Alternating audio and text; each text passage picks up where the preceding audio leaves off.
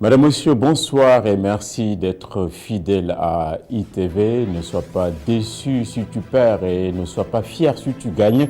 Ce soir, l'Afrique récompense aussi bien le talent que le mérite et tout laisse croire que les planètes seront alignées pour Sadio Mané. Voici la colonne vertébrale de ce journal.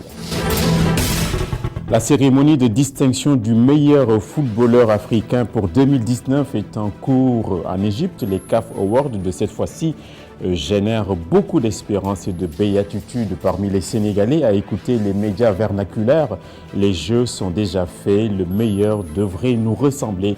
Le fils de Bambali est sur toutes les lèvres. Le nouveau chef d'état-major général des armées a pris service ce mardi. Le général Biram Diop a été installé par le ministre des Forces armées. Sa priorité sera de préserver la sécurité du Sénégal, situé dans une région en proie aux conflits asymétriques et aux bandes armées qui pullulent un peu partout. Et puis le marché Koloban est réputé être le paradis de la friperie et des articles de seconde main. En ces lieux, un espace complet est dédié au commerce de téléphones portables, mais attention aux arnaqueurs qui sont toujours en embuscade pour refiler des appareils mal acquis issus du vol. Sur ces entrefaites, beaucoup de personnes distraites ou coupables ou cupides ont été prises pour fait de recel. Voici donc les titres et le développement dans un court instant.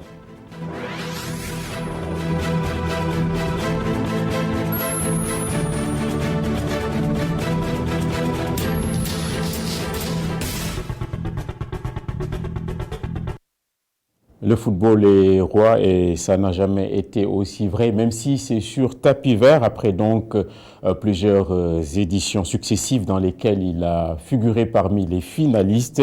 Sadio Mané verra sa constance et sa régularité, de même que son humilité récompensée. Aujourd'hui, c'est le 4e ballon d'essai. Le joueur sénégalais devrait être le meilleur africain en 2019 devant Salah et Mahrez de Bambali à Liverpool. Voici donc le récit que nous fait Cheikh Ousseidi.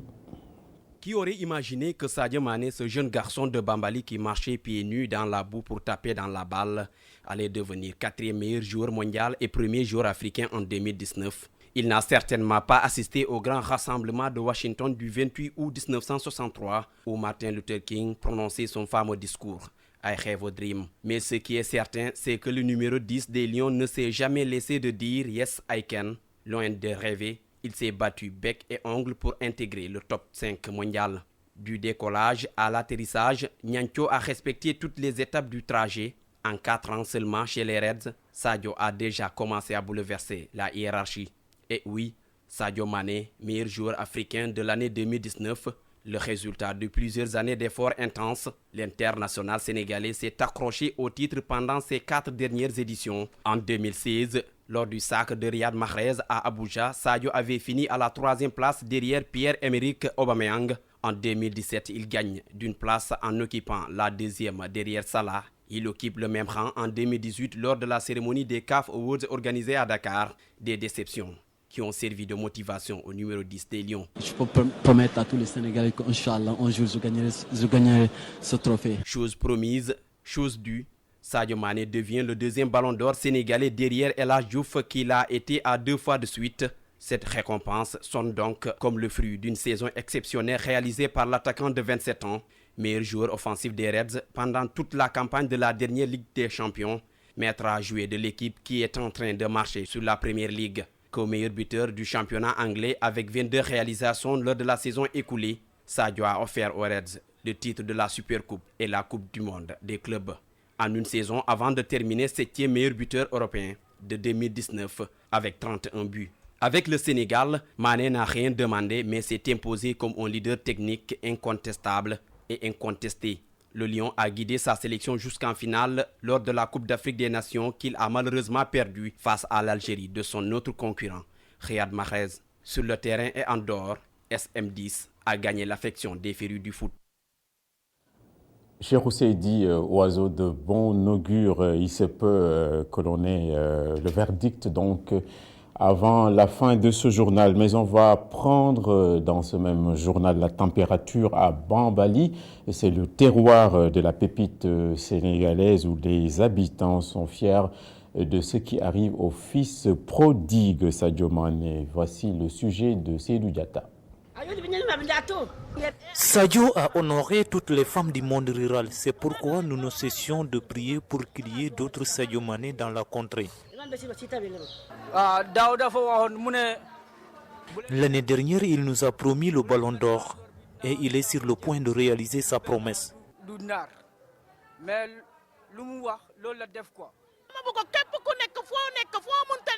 C'est une fierté pour tout le peuple sénégalais. L'année dernière, la déception fut grande, mais Dieu a récompensé sa patience et c'est un honneur pour nous.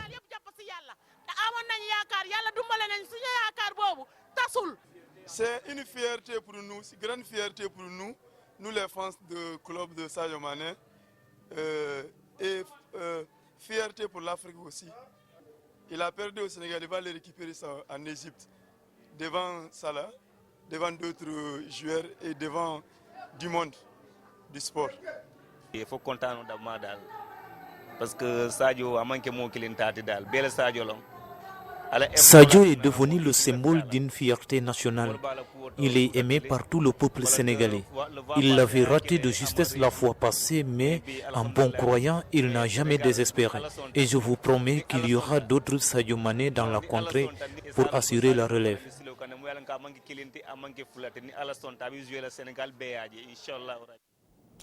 Et le Ballon d'Or africain est une distinction individuelle, il faut le rappeler, qui est décerné tous les ans depuis presque 50 ans. Le trophée est attribué à chaque fin d'année civile à l'issue d'un vote par un collège et par pays. On vous retrace toute cette odyssée des différents Ballons d'Or africains avec le sujet de Cher Diop. Le prix du joueur africain de l'année est une récompense décernée au meilleur joueur africain de football par la Confédération africaine de football. Le tout premier trophée a été décerné par la CAF au Ghanéen Abedi Pelé, joueur de l'Olympique de Marseille en 1992. Depuis, tous les Africains étincelants sont primés en fin d'année. Le Nigérian Rachidi Yekini en 1993, un autre Nigérian en 1994, à savoir Emmanuel Amunike, George Weah en 1995, Nwankwo Kanu en 1996, Victor Ikpeba en 1997, Mustafa Adji en 1998. En 1999, Nwankwo Kanu devient le premier Africain à l'avoir gagné 2 fois. En 2000, c'est le Camerounais Patrick Mboma qui a été sacré. En 2001, El Hadji Ousseynou Diouf devient le premier Sénégalais à avoir soulevé ce trophée. En 2002, il devient tout simplement le premier joueur qui conserve le Ballon d'Or. Mais ce record ne va pas durer puisque Samuel Eto'o le soulèvera 3 fois de suite en 2003, 2004 et 2005. En 2006, une autre superstar africaine devient sacrée, Didier Drogba. En 2007, c'est un Malien qui est sacré et qui sera d'ailleurs le seul Ballon d'Or pour ce pays avec Frédéric Kanouté. Il devient par là le premier joueur africain né hors du continent à remporter ce trophée. En 2008, c'est le Togolais Emmanuel Adebayor qui devient le premier Togolais à soulever le trophée. En 2009, Didier Drogba remporte son 2e Ballon d'Or. En 2010, le Ballon d'Or africain entre dans les annales avec le 4e sacre du Camerounais Samuel Eto'o.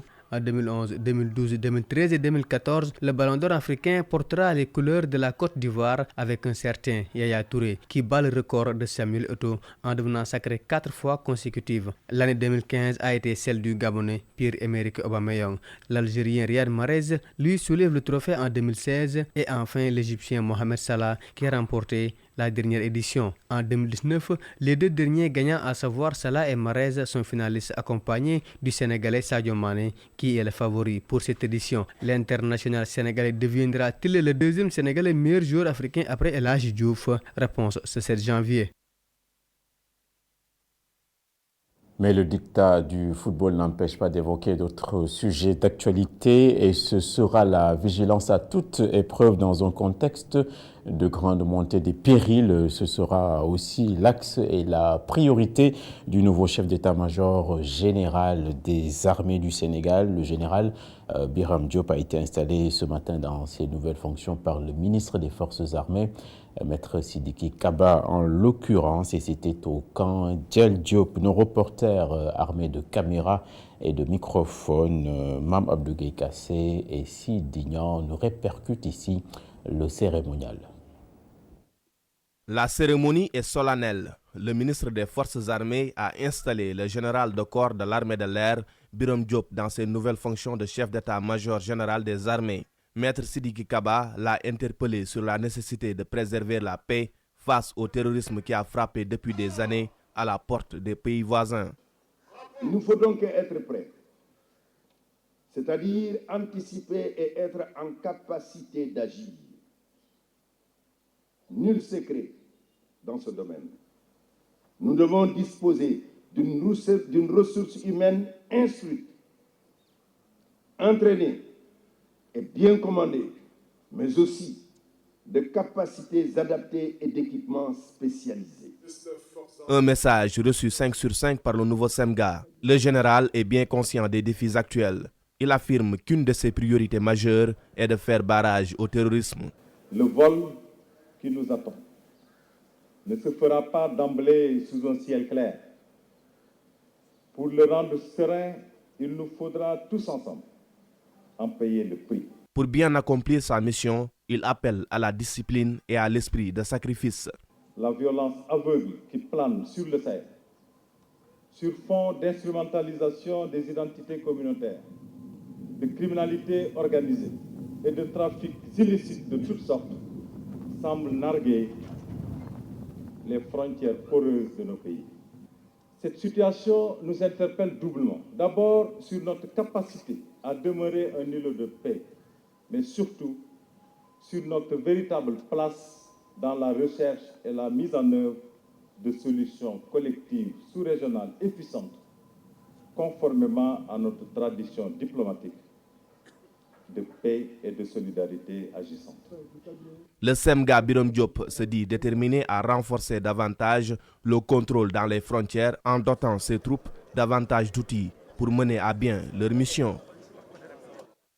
Et à ce stade du journal, nous abordons l'actualité mi-figue, mi-raisin de l'Institut sénégalais de recherche agricole qui, selon ses travailleurs, n'est pas au mieux de sa forme. L'ISRA traverse en effet quelques difficultés. La situation réelle de l'Institut n'a pas été cachée au ministre de tutelle, celui de l'agriculture et de l'équipement rural, qui a procédé à la visite du siège à Dakar. Il a promis notamment d'améliorer les conditions d'existence et de travail. Alune Gueye et Moussa Fall ont assuré le sujet qui va suivre.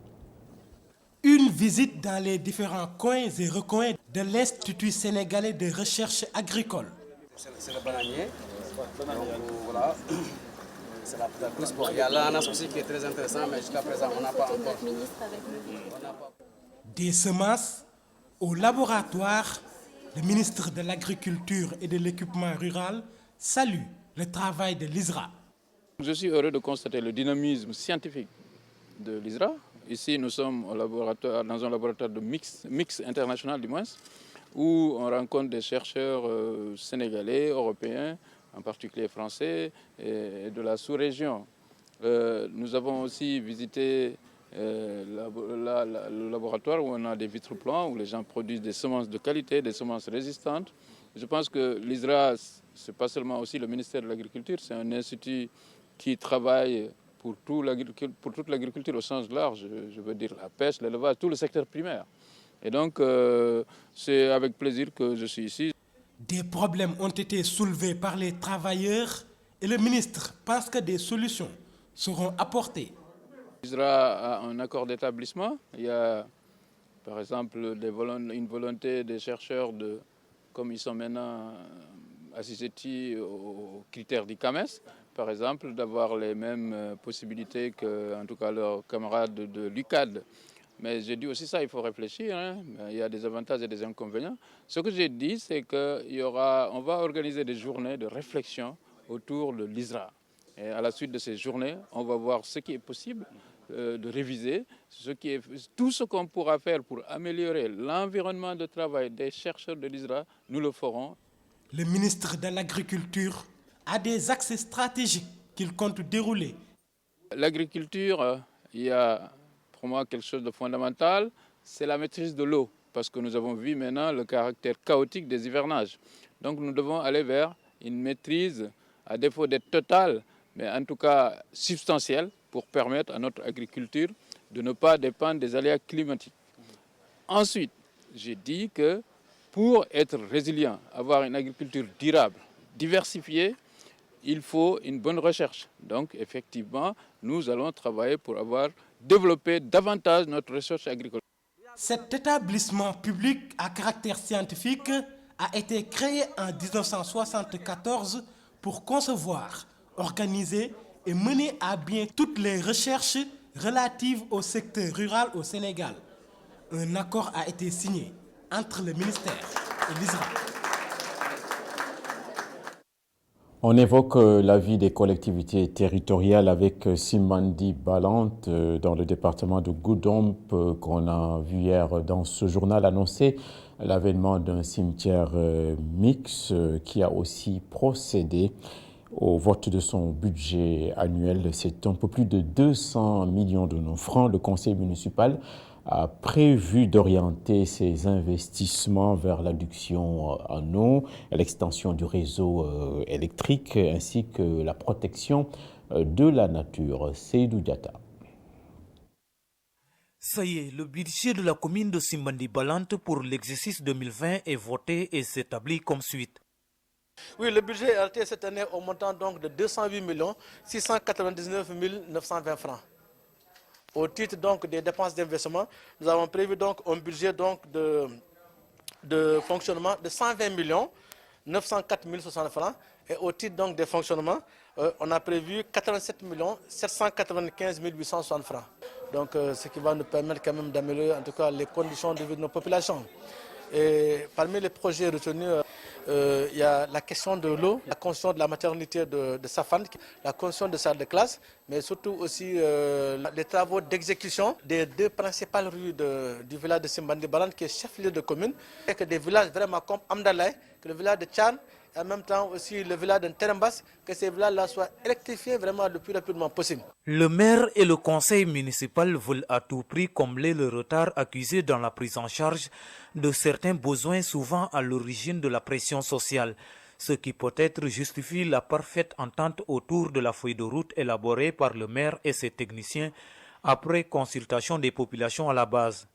Je pense que le développement, ça doit se vivre. Et il y a certains éléments comme l'électricité, l'eau, les pistes, qu'il faut vraiment travailler pour qu'au moins les populations les sentent.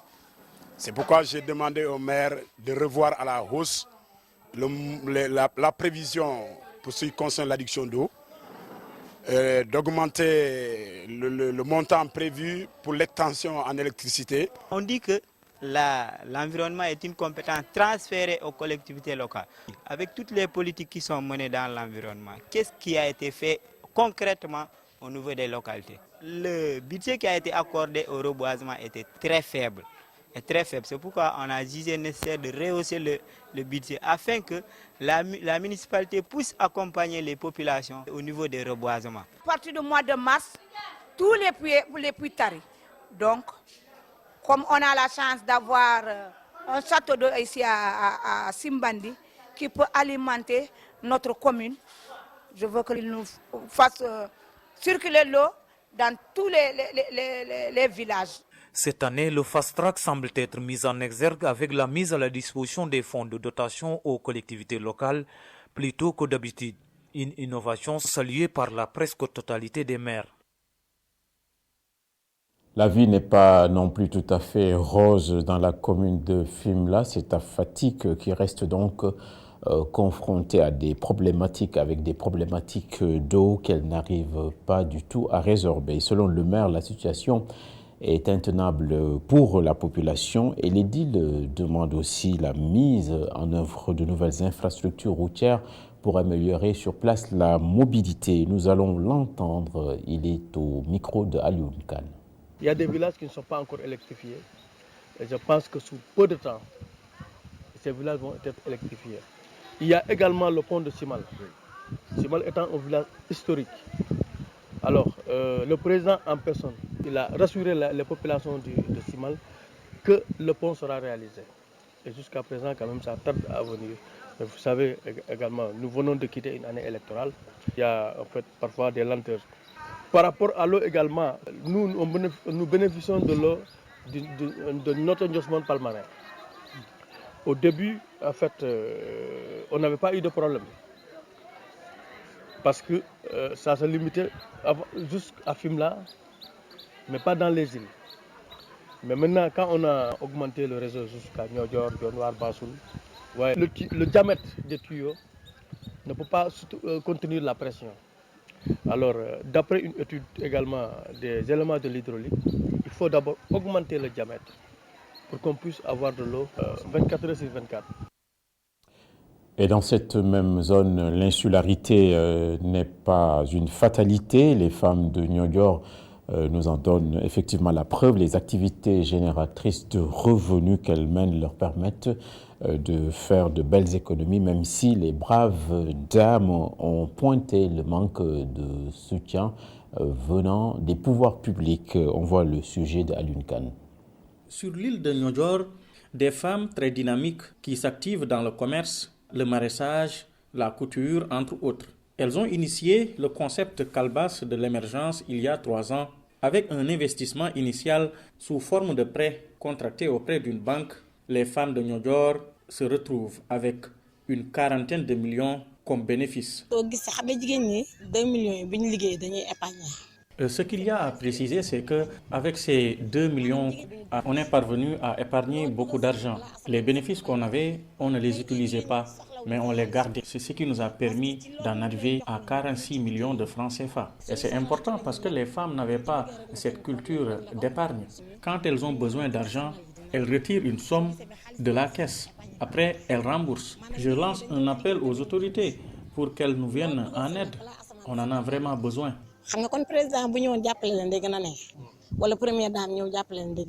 D'après elle, aucune autorité étatique ne les appuie malgré les appels répétés lancés. Cependant, seul le maire de Fimela s'est signalé. Alors, elle a octroyé un financement de 2 500 000 qu'elle a emprunté à la banque. Et elle a décroché 500 000 pour former d'abord les femmes sur la gestion. Parce qu'avant de financer, il faudrait également former les femmes. Et aujourd'hui, si je ne me trompe pas, elles sont à 46 millions. Ça, c'est déjà quelque chose. L'année dernière, quand on était venu ici, elles étaient à 15 millions et quelques. Aujourd'hui, elle est à 46 et quelques millions. Vous voyez ce que ça fait. Et c'est à toute seule. Elle se bat avec ces femmes, ces braves femmes qui sont honnêtes, sincères avec elle.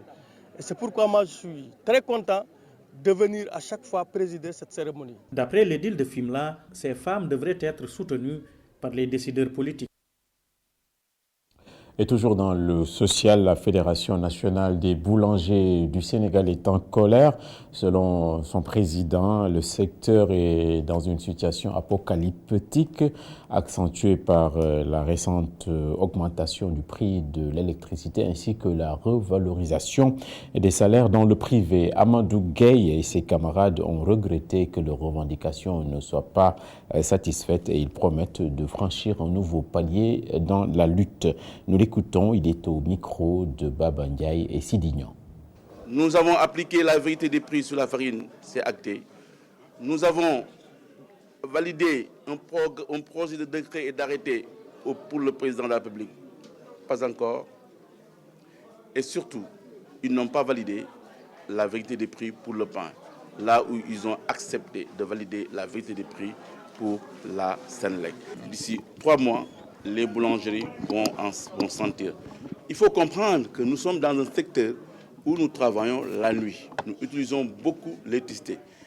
Si toutefois que cette électricité ne peut pas être supprimée, cette hausse, quand même, il faut penser à un régime spécial pour la boulangerie sénégalaise, du fait que le pain est un produit social. Nous ne pouvons pas tout de suite demander la hausse du prix du pain. Mais nous avons démontré qu'avec cette hausse, aujourd'hui, nous pouvons vous assurer qu'au lieu de 1 gramme 0,95 ou qui n'est pas acté, le pain aujourd'hui devait coûter 1 gramme 1 franc pour aller à 200 francs officiellement. Ce n'est pas encore fait et c'est pourquoi il faut leur permettre de donner un pain avec un poids juste afin d'éviter des sanctions. Et pour les personnes âgées, les jours peuvent être longs comme des jours sans pain. Elles sont fragilisées souvent par des problèmes de santé. On nous fait savoir d'ailleurs qu'elles souffrent beaucoup de maladies bucco-dentaires. Et le pire, c'est que ces affections peuvent en engendrer bien d'autres. Nous avons interrogé un dentiste qui fait observer que le côté onéreux des prothèses n'arrange pas les choses et participe à ôter le sourire au troisième âge. Voici le sujet de Mamadou Bipa-Sissoko et Moussa Fall. Les personnes âgées, communément appelées personnes du troisième âge, sont souvent la cible de différentes pathologies. Celles liées aux dents sont dans le lot. Pire, une mauvaise santé bucco-dentaire peut aboutir à d'autres maladies. En général, quand ils vont chez ces spécialistes-là, il faut qu'ils prennent en charge leur état bucco-dentaire d'abord. Parce que le premier temps de la mastication et de la digestion, c'est au niveau de la cavité buccale. Le premier temps de la digestion. Donc, si au niveau de la cavité buccale, il n'y a pas suffisamment de dents, donc le coefficient masticatoire est très faible, sinon inexistant, ces personnes-là ne peuvent pas mâcher normalement les aliments.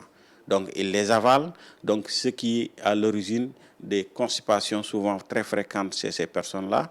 Une malnutrition aussi, parce que les aliments ne sont pas bien mâchés. La mauvaise haleine aussi accompagne cette mauvaise hygiène bucco-dentaire.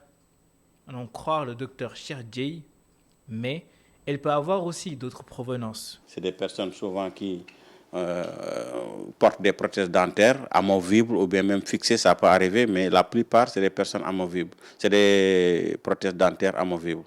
Donc ces prothèses retiennent les aliments, retiennent les bactéries, et si vraiment ce n'est pas nettoyé, il y aura vraiment une nécrose de ces aliments au niveau de la cavité buccale, donc une odeur fétide au niveau de la cavité buccale. Donc, c'est raison pour laquelle ces personnes souffrent énormément de leur fonction bucco-dentaire. Quelles peuvent être des solutions? Avoir des dents jusqu'à un certain âge est un luxe pour certaines personnes. Pour d'autres moins chanceuses, la seule solution qui s'offre à elles, les prothèses dentaires. Au premier chef aussi, l'État devait faire quelque chose pour ces personnes du troisième âge. À partir de 60 ans, l'État devrait vraiment, avec son plan Sésame, permettre à ces personnes-là de bénéficier d'une prothèse dentaire gratuite une fois dans leur vie. Franchement, s'ils ont ces problèmes-là, si ceci est réglé au niveau de ces patients, je crois que pas mal de soucis au niveau santé générale sera réglé. Si les conséquences d'une mauvaise santé bucco-dentaire se voient beaucoup chez les personnes âgées, les jeunes non plus ne sont pas épargnés. Une bonne gestion de son hygiène bucco-dentaire est donc importante pour espérer sourire à pleines dents jusqu'à ses 80 ans.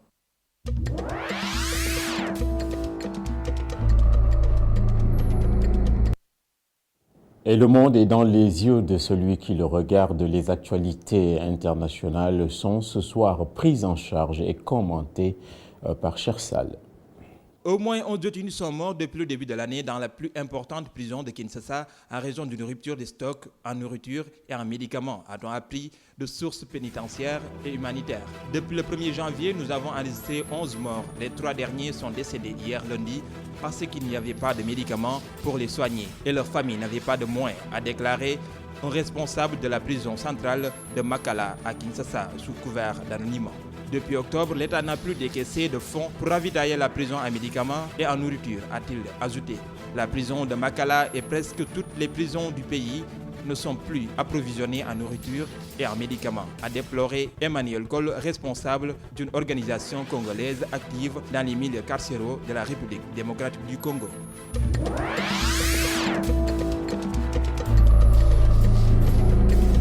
La police centrafricaine a recommencé à patrouiller au sein du quartier PK5 de Bangui.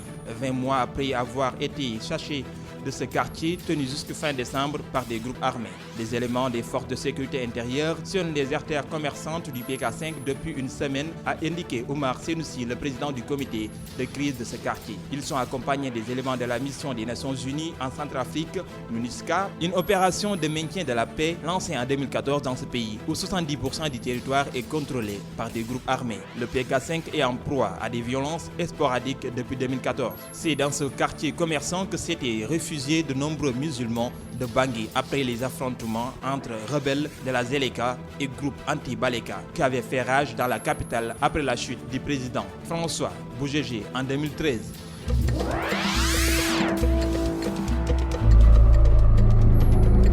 Une marée humaine est rassemblée dans le centre de la ville de Kerman, le berceau du général Soleimani, ce mardi pour la cérémonie d'humiliation. Des dizaines de personnes sont même mortes dans une bousculade. Lors de ce dernier hommage mouvementé, le chef des gardiens de la révolution, Hussein Salamani, a prononcé un discours particulièrement guerrier à l'adresse des États-Unis. Je dis mon dernier mot en premier. Nous nous vengerons de manière dure, ferme, déterminée, a déclaré le général Soleimani. Il est même allé plus loin, en affirmant que si les États-Unis réagissaient à la riposte iranienne, Téhéran mettrait à feu et en sang l'endroit que les Américains aiment, sans doute une illusion à l'État israélien.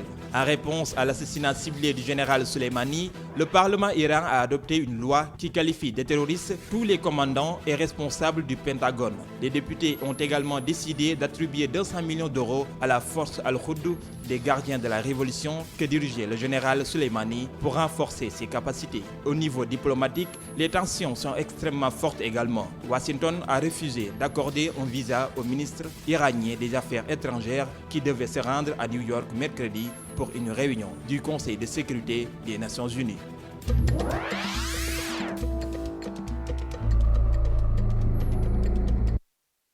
Et c'est la caméra indiscrète et le reportage de ce journal, le marché de Colobane et le temple dakarois, de l'occasion pour les articles en tout genre. Il s'y trouve même des compartiments exclusivement dédiés aux téléphones portables de seconde main. En ces lieux difficiles de reconnaître la bonne graine de livret des personnes mal intentionnées profitent souvent du bric-à-brac pour fourguer des articles et des appareils issus du vol, ce qui fait que beaucoup de personnes sont happées dans le piège du recel, un délit puni bien sûr par la loi. Reportage dans la pétaudière de Colobane avec Boubacar Dian et Moussa Fall. Colobane, un marché très animé, des marchands de chemises, chaussures, chaussettes ou même de cola sont installés sur le trottoir. Du côté du rond-point, des vendeurs à la sauvette guettent les clients. À Colobane, il y a aussi des vendeurs de téléphones portables, neufs ou de seconde main. Mais ces vendeurs prennent toutes les précautions pour ne pas avoir un téléphone portable volé dans leur vitrine. Il suffit d'étudier le comportement de la personne qui vient pour vous vendre le téléphone. S'il est un peu louche, il ne faut pas lui faire confiance. Malgré les précautions, Mortiam a failli se faire piéger. Un jour, un gars est venu me vendre un iPhone à 40 000 francs, alors que le prix normal est de 150 000. Là, j'ai su que c'était un voleur. Si Mortiam a échappé belle, Khadim Diouf, lui, n'a pas eu la même baraka. Il a passé 7 jours en garde à vue pour avoir recelé des téléphones portables.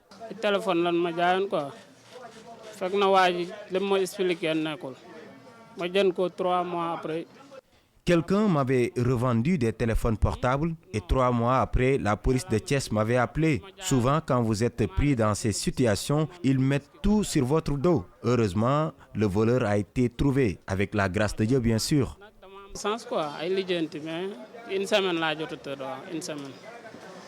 Pour éviter que des cas comme celui de Khadim ne se reproduisent, des mesures ont été prises.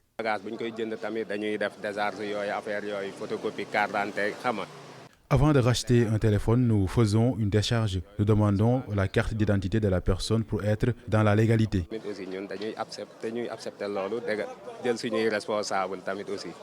Le recel d'objets volés étant puni par la législation sénégalaise, les vendeurs de téléphones portables établis à Colobane restent vigilants pour ne pas avoir de démêlés avec la justice. Voilà, c'est donc la fin de ce journal, la météo dans un petit instant, suivi des inspirations du professeur philosophe. Ensuite va venir Khalifa Diakhaté dans Kenou Askanui. Quand une équipe de foot marque un but, elle a tendance à reculer. Nous fermons le banc ce soir avec en arrière-pensée Mr. Sadio Mané. Bonsoir et à demain.